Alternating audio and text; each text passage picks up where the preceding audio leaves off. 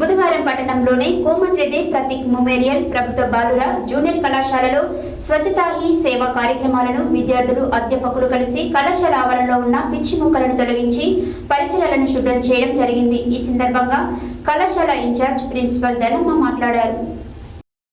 బుధవారం పట్టణంలోని కోమటిరెడ్డి ప్రతీక్ మెమోరియల్ ప్రభుత్వ బాలుర జూనియర్ కళాశాలలో స్వచ్ఛతా హీ సేవ కార్యక్రమాలను విద్యార్థులు అధ్యాపకులు కలిసి కళాశాల ఆవరణలో ఉన్న పిచ్చి మొక్కలను తొలగించి పరిసరాలను శుభ్రం చేయడం జరిగింది.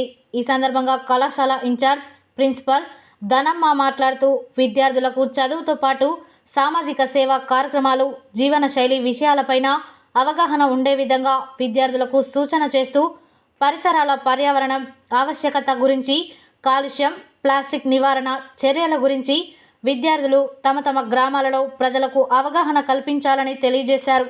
పరిసరాలను పరిశుభ్రంగా ఉంచుకోవడమే కాకుండా స్వచ్ఛతను జీవన విధానంగా మార్చుకోవడం ఈ కార్యక్రమం ముఖ్య ఉద్దేశం.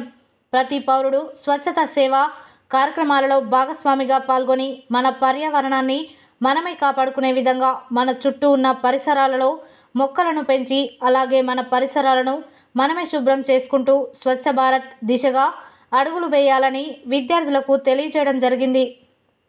ఈ కార్యక్రమంలో ఎన్సీసీ ఆఫీసర్ విక్రమ్ బాబు, ఎన్ఎస్ఎస్ ఆఫీసర్లు దశరథ, యాదయ్య, మురళి, అధ్యాపకులు శివకోటి, జిల్లా నరసింహ, కోటేశ్వరరాజు, విద్యార్థులు పాల్గొన్నారు.